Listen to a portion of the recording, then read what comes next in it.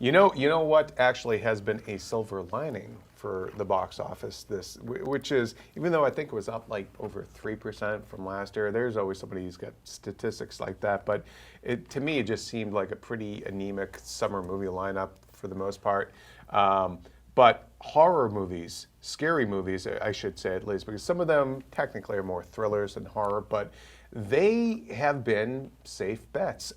Don't Breathe opened last weekend to 26 million. It was made for 10 million, so it's already made back its budget.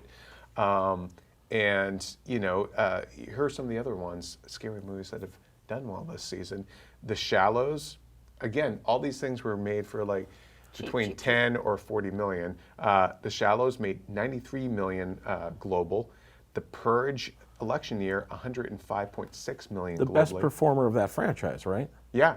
And then, even though it's more of a thriller, but it has a horror wrapper on it. Yeah, and it's scary in a lot of ways, politically at least. It's pretty frightening. The Conjuring 2, $319.5 million globally. And then Lights Out, a really huge hit. It was made for under $5 million and has made $125 million globally. And really good cast. Which was and it's produced by James Wan, coming out of his horror production company. Yeah. I mean, I think personally, and I am a huge baby, so I do not love horror movies or see that many of them. But makes two of us. But I think the thing that works in horror films' favor is that in a lot of cases, like when you keep a tight budget, you get a better movie out of it, because you really need to focus on making what you have pop versus if you have a more bloated budget and you can suddenly you're relying too much on CGI or this or that or whatever. I think horror directors are really smart about using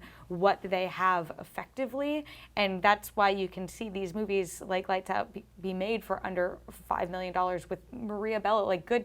And most of these got very strong reviews too. A lot of these films, so there's definitely critics and audiences did seem to agree for the most part. And generally, I mean, as a rule, horror movies are rarely very expensive, unless it's something like Final Destination or something that requires a lot of CG and effects like that.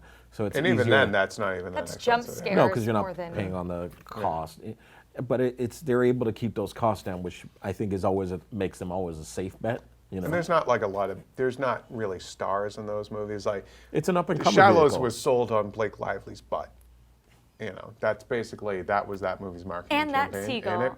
There was one Vulture article about that seagull, and it was one of my favorite pieces of journalism. He'll get his own Pixar movie. The Purge franchise, though, is also very interesting to me because I feel like it's gotten better, and it's one of the few. It's an original IP.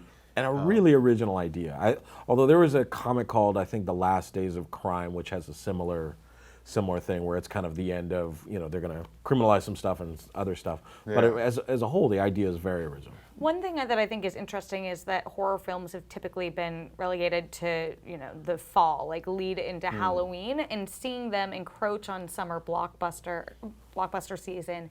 And, I obviously, Don't Breathe came out recently and we're getting into fall, but Lights Out was earlier this summer, and The Shallows, which felt more like a Jaws summer movie. I wonder if the success that they have found will see a trend in when scary movies are hitting the big screen. I don't imagine they'll come out in March, but Well, you know what? I don't think seasonal. They used to always like front load. Remember that was like Saw came out every Halloween, and then like the Friday the 13th. Paranormal Activity. Yeah, and I just feel like you don't need that anymore.